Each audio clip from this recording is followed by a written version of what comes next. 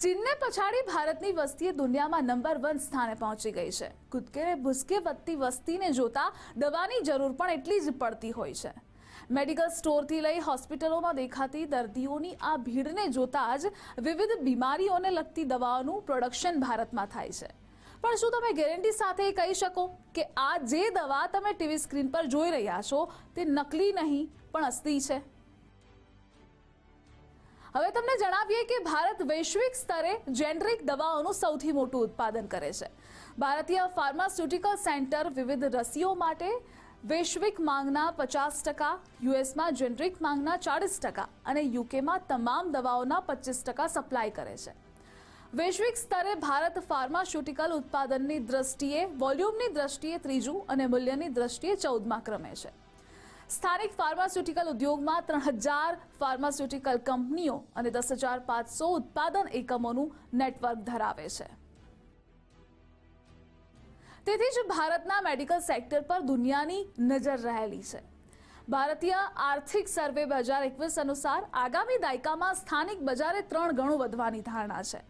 ભારતનું સ્થાનિક ફાર્માસ્યુટિકલ બજાર 2021માં $42 બિલિયન અમેરિકી ડોલર અને 2024 સુધીમાં $65 બિલિયન અમેરિકી ડોલર અને 2030 સુધીમાં 120 થી 130 બિલિયન અમેરિકી ડોલર સુધી પહોંચવાનો અંદાજ છે। હવે તમે નજર કોરોના કાળ દરમિયાન સામે આવેલી એ દર્દનાક તસવીરો પર પણ કરી લઈએ। કોરોનાની મહામારી વખતે નકલી દવાનો વ્યાપ અનેક ગણો વધી ગયો હતો। કોરોના મહામારીના સમયમાં સંક્રમણના કેસો વધતા નકલી દવાઓનો વેપાર પણ ખૂબ વધ્યો છે। ફ્રોડ લોકો માર્કેટમાં મોટા પાયે નકલી દવાઓનો વેપાર કરી રહ્યા હતા અને તેનાથી લોકોના જીવને પણ ખતરો પડી રહ્યો હતો। ત્યારે આવા સમયે સરકારે આવી એક ફ્રોડ કરનારા લોકો પર ગાળીઓ કસવા માટે કેટલાય ઠોસ પગલાં પહેલાથી જ ઉઠાવી લીધા હતા। નકલી દવાઓથી બચવા માટે દેશની ટોચની 300 દવાની બ્રાન્ડના પેકેજિંગ પર QR કોડ મૂકવો એ ફરજિયાત કરવામાં આવ્યો છે। QR કોડની મદદથી નકલી દવાઓ પર કડકાઈ આવશે અને તેને સરળતાથી શોધી શકાશે। ઇન્ડિયન ડ્રગ મેન્યુફેક્ચરર્સ એસોસિએશનના રાષ્ટ્રીય અધ્યક્ષ વિરાંચી શાહે જણાવ્યું કે 1 ઓગસ્ટ અને ત્યારબાદ ઉત્પાદન થનારી 300 બ્રાન્ડની બેચમાંના પેકેજિંગ પર QR કોડ પ્રિન્ટ કરવામાં આવશે। શક્યતા એવી પણ છે કે વધારાના પ્રિન્ટિંગના કારણે દવાઓની કિંમતમાં 5 થી 7% વધારો થશે। આ સાથે દવાઓની બેચ તૈયાર કરવામાં વિલંબ થઈ શકે છે। વાસ્તવમાં વાત એમ છે કે વર્ષ 2019માં અમેરિકાએ ભારતને નકલી દવાઓની વધી રહેલી સમસ્યાઓ વિશે જાણકારી આપી। દાવો એવો કરવામાં આવ્યો હતો કે ભારત બજારમાં વેચનાર તમામ ફાર્માસ્યુટિકલ સામાન લગભગ 20% નકલી છે। તે બાદ સરકારે વધુ કડકાઈ સાથે આ દિશામાં ઠોસ પગલાં પણ ભર્યા। તમને જણાવીએ કે સરકારે નવેમ્બર 2022માં એક અધિનિયમ નોટિફિકેશન જારી કર્યો। 1 ઓગસ્ટથી કોઈ પણ કંપની દવાઓ બનાવશે અને ક્યાંય પણ બનાવે તો તેમણે તેમની દવાઓ પર QR કોડ ફરજિયાત મૂકવો જ પડશે। જે જૂની દવાઓ પહેલાથી બની ગઈ છે તેમાં કોઈ એક્શન નહીં લેવાય। જોકે 1 ઓગસ્ટ 2023થી જે દવાઓ બનશે તેમાં QR કોડ ફરજિયાત લાગુ કરવાનો રહેશે। ગવર્મેન્ટનો આ જે GR છે તેનો QR કોડ માંગશે અને એક અંદાજ પ્રમાણે 1 થી 2 મહિનાની અંદર દવાઓ પર QR કોડ જોવા મળી શકે છે। તો ગુજરાત ફાર્માસિસ્ટ એસોસિએશનના પ્રમુખ જશુ પટેલનું સરકારનું આ અભિગમને લઈ શું કહેવું છે, હવે તે પણ સાંભળીએ। એટલે 1 ઓગસ્ટથી નવી જે દવાઓ 300થી વધુ દવાઓ કે જે દવાઓ ડાયાબિટીસમાં વપરાય છે, બ્લડ પ્રેશરમાં વપરાય છે, ક્રિટિકલ કેરની જે પ્રોડક્ટો વપરાય છે, ખાસ કરીને ડાયાબિટીસ, થાઇરોઇડ અને એન્ટીબાયોટિક દવાઓ જે છે એ દવાઓ ઉપર QR કોડ કમ્પલસરી થશે। આ QR કોડથી પેશન્ટને એ જાણી શકશે કે આ ઓરિજિનલ કંપનીની ઓરિજિનલ દવા છે। એનું ડ્રગ લાયસન્સથી માંડી કયા વિક્રેતા ક્યાં ફરી છે એ બી કંપની જોઈ શકશે। અને આનાથી ફાયદો, જે ડુપ્લિકેટ દવાઓનું વેચાણ છેલ્લા 2 વર્ષથી ખૂબ મોટા પ્રમાણમાં વધ્યું હતું એની ઉપર બહુ જ મોટો કંટ્રોલ આવશે। 2011થી આ QR કોડ લાગુ કરવા માટે ઘણી બધી સરકારોએ પ્રયત્ન કરેલા હતા। 2019ની અંદર આ વસ્તુ ફરજિયાત કરવામાં આવેલી, એટલે 1940નો જે ડ્રગ પ્રાઇસ કંટ્રોલ ઓર્ડર છે એની અંદર ફેરફાર કરી અને સરકારે કેટલાય દિવસ પહેલાં ગેઝેટ બહાર પાડેલું કે 1 ઓગસ્ટ 2023થી જેવી દવા બનશે એમાંય જે ક્રિટિકલ કેરની જે 300 પ્રોડક્ટો છે એ પ્રોડક્ટો ઉપર કમ્પલસરી QR કોડ કર્યો છે. અમે ભૂતકાળમાં પણ આ બાબતે કહેલું હતું કે ભાઈ એક્સપોર્ટ થતી દવાઓમાં જો QR કોડ કમ્પલસરી છે તો ડોમેસ્ટિક માર્કેટમાં કેમ નહીં, અને સરકારે આ વસ્તુને માન્યતા આપી છે, જેથી કરી અને પેશન્ટોને આ બહુ મોટો ફાયદો થશે કે ભાઈ ઓરિજિનલ દવાઓ મળશે. તમને જણાવીએ કે દવા પર QR કોડ છેલ્લા 10 થી 12 વર્ષથી લાગુ કરવાનો વિચાર ચાલતો હતો, પણ ક્યાંક ને ક્યાંક મેન્યુફેક્ચરિંગ કંપનીઓ પાસે સોફ્ટવેર ન હતું. એવી કોઈ પદ્ધતિ ન હતી કે જેમાં તેઓ તમામ દવાઓ પર QR કોડ મૂકી શકે, એટલે કે લાંબા ગાળે તે અટકેલું હતું. પણ QR કોડ લાવવાનું મુખ્ય કારણ છે જે આપણે સમજવું પડશે. આપણા દર્શક મિત્રો માટે કેટલો ફાયદાકારક છે એ પણ સમજવું પડશે. છેલ્લા 6 મહિનામાં 2 ઇવેન્ટ થઈ છે.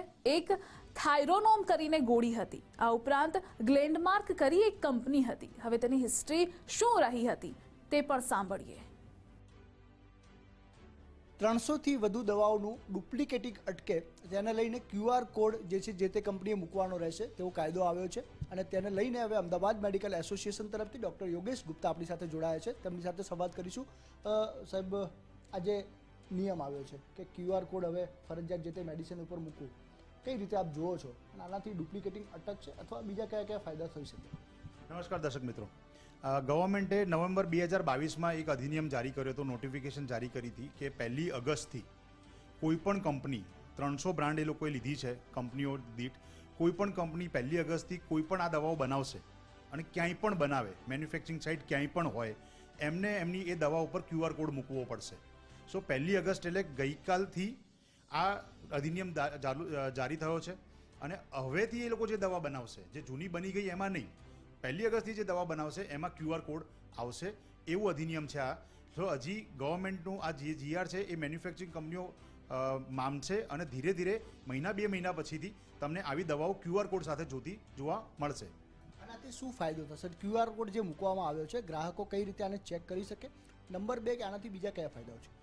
QR કોડ જે લાવવાનો નિર્ણય છે ને, છેલ્લા 10-12 વર્ષથી વિચારવામાં આવતો હતો, પણ ક્યાંક ને ક્યાંક મેન્યુફેક્ચરિંગ કંપનીઓને જોડે સોફ્ટવેર નહોતું, એમના જોડે એવી કોઈ પદ્ધતિ નહોતી કે જેમાં એ લોકો બધી દવાઓ પર QR કોડ મૂકી શકે, એટલે લાંબા ગાળે એ અટકેલું હતું. પણ QR કોડ લાવવાનું 2 મુખ્ય કારણ છે જે આપણે સમજવું પડશે, અને આપણા દર્શક મિત્રો માટે કેટલો ફાયદાકારક છે એ સમજવું પડશે. છેલ્લા 6 મહિનામાં 2 ઇવેન્ટ થઈ હતી, જેમાં એક થાઇરોનોમ કરીને ગોળી હતી, અબટ કરીને કંપની હતી, જેનું સ્પુરિયસ ડ્રગ બનાવીને હિમાચલ પ્રદેશની અંદર એક કંપની વેચી રહી હતી એ જ નામે, એટલે કે એની બ્રાન્ડ નેમ ચોરી કરીને વેચી રહ્યું હતું, જે અબટ કંપનીની હતી. બીજું ગ્લેન્ડમાર્ક કંપનીની એક દવા હતી જેના માટે આવું કરવામાં આવ્યું હતું, ટેલ્મા H કરીને, જે બીપીની બહુ કોમન દવા છે, અને એની જ દવાનું નામ વાપરીને એ વેચી રહ્યા હતા. સો સ્પુરિયસ ડ્રગ એટલે કે બનાવટી અને કાઉન્ટરફિટ ડ્રગ એટલે કે નકલી ડ્રગ્સને આ QR કોડ થ્રુ આપણે રોકી શકીશું. કેમ કે દર્શક મિત્ર જ્યારે પણ કોઈ દવા લેશે, આ 300 બ્રાન્ડ અત્યારે જે છે એમાં, અને એનું QR સ્કેન પોતાના ગૂગલ પરથી કરશે તો એની અંદર ઘણી બધી માહિતીઓને મળશે, પણ મુખ્યત્વે એને માહિતી મળશે કે આ દવા નકલી નથી અને આ દવા બનાવટી નથી. હવે તમને સવાલ એ થતો હશે કે ખાસ પ્રકારે એવી કઈ કઈ દવાઓ છે જેને QR કોડમાં આવરી લેવામાં આવી છે. જણાવીએ. સરકારના પ્રથમ પાયલોટ પ્રોજેક્ટ અંતર્ગત ડાયાબિટીસની દવા, બીપીની દવા, હૃદયની દવા, પેઇન કિલરની દવા, એન્ટી એનર્જીની દવાઓ ઉપરાંત કેટલીક એન્ટીબાયોટિક દવાઓનો પણ સમાવેશ કરી દેવામાં આવ્યો છે. 60% લોકો 5 કે 6 પ્રકારના ગ્રુપની દવાઓ વધારે ખરીદતા હોય છે. 6 ગ્રુપની અંદર QR કોડનો અધિનિયમ જાહેર કર્યો છે. ખાસ કરીને આજે QR કોડ તો મૂકવામાં આવ્યો, કયા કઈ પ્રકારની એવી દવાઓ છે કે જેને આની અંદર આવરી લેવામાં આવી છે? લગભગ 300+ દવાઓ છે, તો કયા કયા પ્રકારની દવાઓ છે?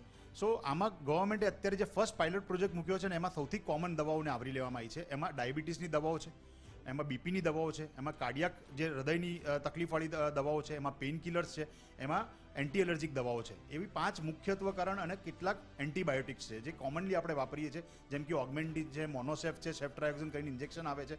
આ બધી દવાઓને અત્યારે ગવર્મેન્ટે આવ્ર્યું છે, કેમ કે મુખ્યત્વે 60% લોકો જ્યારે પણ કોઈ દવાની દુકાને જાય છે તો આ 5 કે 6 ગ્રુપની અંદરથી દવાઓ લેવામાં આવતી હોય છે.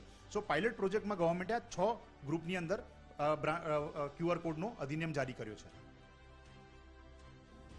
સરકાર માનવ કલ્યાણને ધ્યાનમાં રાખી સ્ટેપ્સ ભરે છે, ત્યારે આપણી પણ જવાબદારી બને છે કે અસલી નકલીના ભેદને ઉકેલી કાઢીએ અને જે કાળો કારોબાર ચલાવતા માફિયાઓને જેલના સળિયા પાછળ ધકેલીએ. QR કોડથી ડુપ્લિકેશન અટકશે? નંબર 1. અને લોકો કઈ રીતે આની પર લોકોને શું અપીલ કરશો, કઈ રીતે ટૂંકમાં ધ્યાન રાખી શકે? લોકોને મારી અપીલ એટલી જ છે કે સરકાર જેમ જેમ આપણા ફાયદા માટે વસ્તુઓ કરતી જાય છે એમ તમે અકાઉન્ટેબિલિટી માટે વાત કરતા થાઓ. અકાઉન્ટેબિલિટી એટલે તમે એવી માંગ કરતા જાઓ કે મને દવા જે મળે છે એ સાચી દવા મળવી જોઈએ, બનાવટી ના મળવી જોઈએ, ફેક ના મળવી જોઈએ, નકલી ના મળવી જોઈએ. અને તમને જો મળે તો તમારે એ રિપોર્ટિંગ તાત્કાલિક ધોરણે ગવર્મેન્ટની જે તે સાઇટ ઉપર કરવું જોઈએ. તો જ આપણે આ મેન્યુફેક્ચરરોને જે આપણને બનાવટી નકલી દવાઓ આપી રહી છે એને આપણે રોકી શકીશું. કોવિડની અંદર તમે જોયું હશે કે રેમડેસિવિરના નામે બાંગ્લાદેશથી દવાઓ લાવીને આપણને આપી દેવામાં આવી હતી અને આપણને ઘણા બધા લોકોને એના કારણે જીવ ગુમાવવાનો વારો આવ્યો હતો. એવી રીતે જો ઓગમેન્ટિન કરીને દવાઓ છે, થાઇરોનોમ કરીને દવાઓ છે, એ જો નકલી અને બનાવટી આપવામાં આવે તો મારા દેશના નાગરિકોને જે લોકો દવા લે છે એના જીવ પર કેટલું જોખમ મુકાય એ સમજવા જેવું છે. એટલે દર્શક મિત્રોને સાવચેતી અને હવે સચેત રહેવાની જરૂર છે અને અકાઉન્ટેબિલિટી એટલે તમારે લોકો જોડે જવાબદેહી લેવી પડશે કે આ દવા કોઈએ બનાવટી બનાવી છે તો એને તાત્કાલિક રિપોર્ટ કરો અને ગવર્મેન્ટ એના ઉપર એક્શન લે તો આપણું ધીરે ધીરે આ સિસ્ટમ સુધરતું જઈ શકે. તમને થશે કે QR કોડથી અસલી અને નકલી દવાની કેવી રીતે ખબર પડશે? તો એ પણ જણાવીએ. QR કોડથી આપને એ જાણવા મળશે કે દવાનો કાચો માલ ક્યાંથી સપ્લાય થયો છે, તેની સાથે તેને બનવાના સમયે કોઈ પણ પ્રકારની છેડછાડ તો નથી કરવામાં આવી ને. તેની સાથે દવાની ડિલિવરી ક્યાં થઈ છે આપને એ પણ જણાવી દઈએ કે active pharmaceutical ingredients, tablets, intermediates, capsules અને સિરપ બનાવવામાં સૌથી વધારે કાચા માલની જરૂર પડે છે. તેના વગર દવા બનાવી ના શકાય. મહત્વનું છે કે QR કોડને વર્ષ 2019માં જ ટેકનિકલ એડવાઇઝરી બોર્ડ દ્વારા મંજૂરી આપવામાં આવી. QR કોડની નકલ કરવું અશક્ય હોય છે કારણ કે બેન્ચ નંબરની સાથે બદલાતો રહે છે અને તેની સાથે જ તેને સ્કેન કરવામાં ખૂબ જ ઓછો સમય લાગે છે. આ બારકોડનું અપગ્રેડ વર્ઝન છે જેની ઝડપથી રીડ કરી શકાય છે.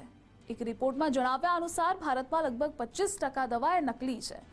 દેશ દુનિયામાં નકલી વેપારનું 3જા નંબરનું સૌથી મોટું માર્કેટ છે.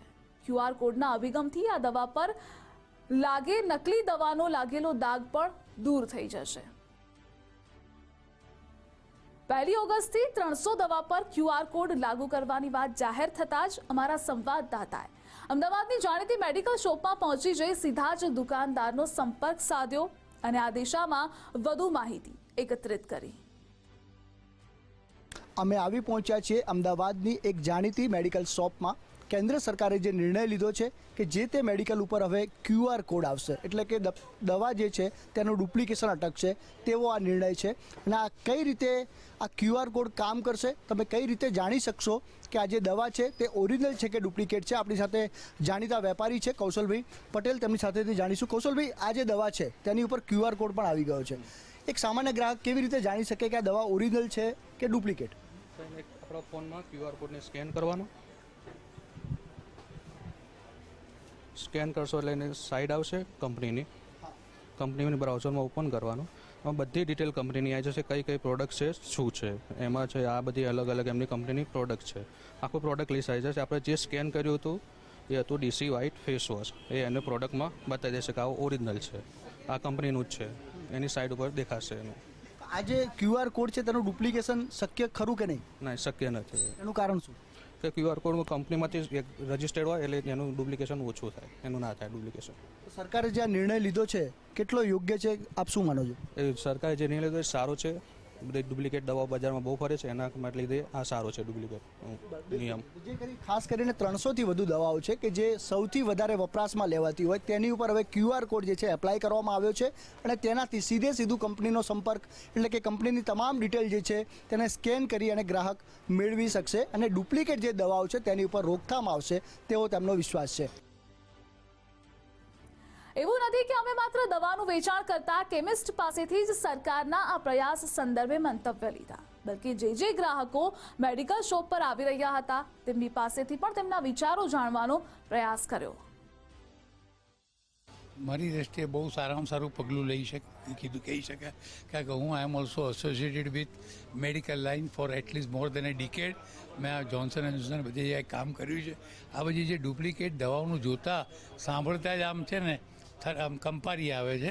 અને જે આ QR કોડનું જે પગલું લીધું છે એ ખૂબ જ આવકારદાયક છે અને આઈ થિંક સો આપણે પોતે બચી જઈશું આ બધી બનાવટી ઘાલમેલથી, અને we are thankful to the government and management of.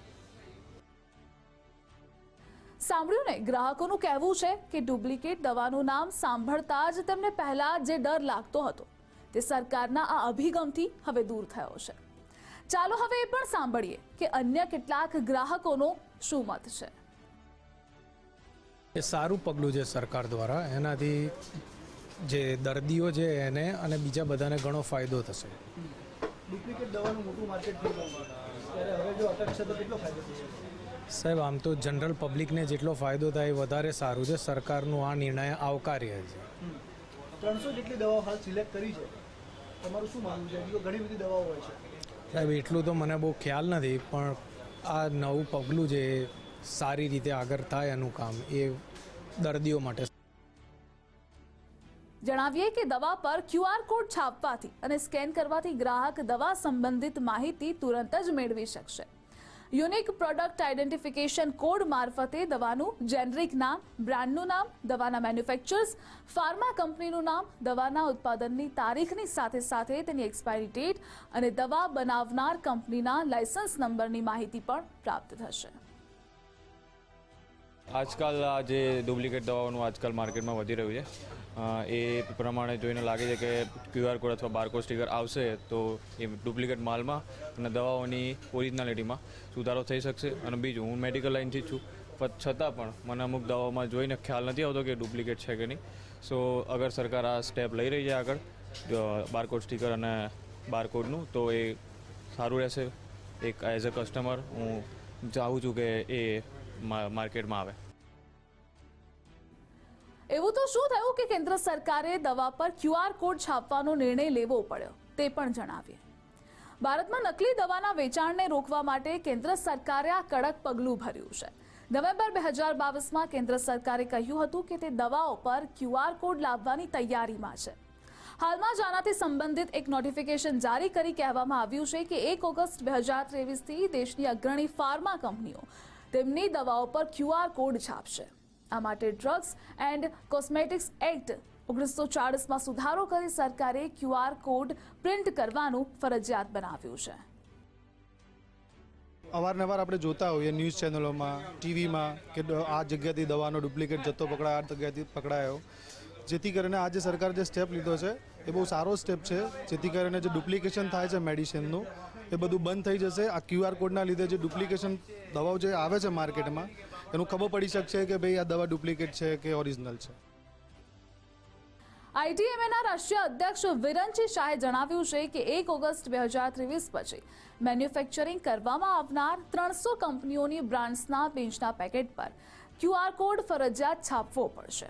સરકારના આ પગલાંથી Allegra, Dolo, Augmentin, Asthalin, Limcee, Saridon, Corex, Calpol, unwanted 72 અને થાઇરોનોમ જેવી લોકપ્રિય દવાની બ્રાન્ડને અસર થશે. આ બ્રાન્ડની દવાઓ સૌથી વધારે પ્રમાણમાં વેચાય છે અને વાર્ષિક વેચાણના આધારે આ દવાઓની પસંદગી કરવામાં આવી છે. હવે તમને થશે કે QR કોડ કંપની છાપે છે તો દવા મોંઘી કેવી રીતે થશે, તો તે પણ જણાવીએ. દવાનું મેન્યુફેક્ચરિંગ કરતી કંપનીઓના માથે વધારાનો ખર્ચ આવશે, જેની અસર એન્યુઅલી જોવા મળશે અને જેને સરભર કરવા કંપની દવાના રેટ પણ વધારી શકે છે.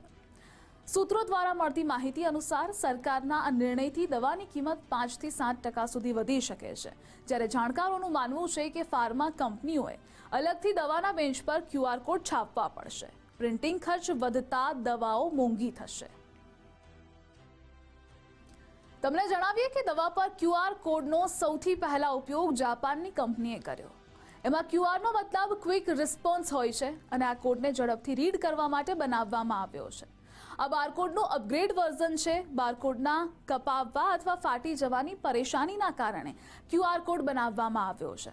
QR કોડને ખાસ પ્રકારની જાણકારીને સાંકેતિક શબ્દોમાં બદલવા માટે પ્રયોગ કરવામાં આવે છે. પણ હવે વિચાર કરો કે નકલી દવાની જેમ નકલી QR કોડ પણ બની જાય ત્યારે શું? થઈ ગયા ને તમે પણ અચંબિત. પણ આ સવાલ પણ અમારા સંવાદદાતાએ અમદાવાદ મેડિકલ એસોસિએશનના તબીબને પૂછી જ લીધો. QR કોડ ઇન્ડસ્ટ્રીયલ ભાષાની અંદર ફિંગરપ્રિન્ટ જેવું જ છે. QR કોડ પર કોપીરાઇટનો હક આપમેળે આવી જાય છે. ક્યુઆર કોડનું ડુપ્લિકેશન પણ થાય તો તે કંપની દ્વારા જ થઈ શકે છે અને કોઈ કંપની પોતાની શાખ એમ જ નીલામ ન કરે. અને વાત રહી અન્ય લોકોની, તો તે ક્યુઆર કોડ ઓરિજિનલ નહીં લઈ શકે, એટલે કે બનાવટી દવાઓ પર બ્રેક ચોક્કસથી લાગી જશે. છેલ્લો પ્રશ્ન એ છે કે હવે ક્યુઆર કોડ આવી જશે, આનું ડુપ્લિકેશન પોસિબલ છે કે કેમ? સી ક્યુઆર કોડ છે ને એક ઇન્ડસ્ટ્રીયલ ભાષાની અંદર ફિંગરપ્રિન્ટ જેવું જ છે. એટલે કોઈ ઇન્ડસ્ટ્રી કે કોઈ મેન્યુફેક્ચરર કે કોઈ કંપની કે કોઈ કોર્પોરેટ હાઉસ કે ઇવન તમે કે હું કોઈ ક્યુઆર કોડ ઉપર એક વખત આપણે લઈએ એને કોપીરાઇટનો હક કહી દેવામાં આવતો હોય છે. અને ક્યુઆર કોડ જ્યારે તમે સ્કેન કરો, ધારો કે હું ક્યુઆર કોડ મેગીનું કરું તો એની અંદર તમને મેગી જ દેખાવાની છે. એની અંદર એ બનાવટ ક્યાં એ બની હતી, ક્યાં એનું એક્સપાયરી ક્યારે છે, એનું મેન્યુફેક્ચરિંગ ડેટ ક્યારે છે, એ ક્યાં બની હતી, એમાં કયા કયા વસ્તુઓ વાપરવામાં આવ્યા છે, એના લાઇસન્સીસ બરોબર લીધા હતા કે નહોતા લીધા, આ બધું એની અંદર લખીને આવશે. એવી રીતે દવાની કંપનીઓ બી જ્યારે ક્યુઆર કોડ લગાવશે તો એ જે તે કંપનીની પોતાની માલિકીની હશે. એટલે એનું ડુપ્લિકેશન એક કંપની દ્વારા જ થઈ શકે, પણ કોઈ બીજો મેન્યુફેક્ચરર એ ડુપ્લિકેશન નહીં કરી શકે. એટલે જ હું કહું છું કે બનાવટી અને નકલી દવાઓનું આમાંથી આપણે રોકથામ કરી શકીશું. બિલકુલ, ખૂબ મોટો નિર્ણય છે અને આ જે તમામ જે દવાઓ છે તે મોટે ભાગે જે દૈનિક જે જીવનમાં વપરાતી જે દવાઓ છે તેની ઉપર જ જે છે આ વિશેષ નિર્ણય 300+ જે દવાઓમાં ક્યુઆર કોડ લેવામાં આવ્યો છે તેનાથી જે ડુપ્લિકેશન અટકશે અને લોકોનું જે છે આરોગ્ય જે ડુપ્લિકેશન દવાઓને કારણે જે જોખમાઈ રહ્યું હતું તે ક્યાંક ને ક્યાંક અટકશે તેવું તેમનું કહેવું છે.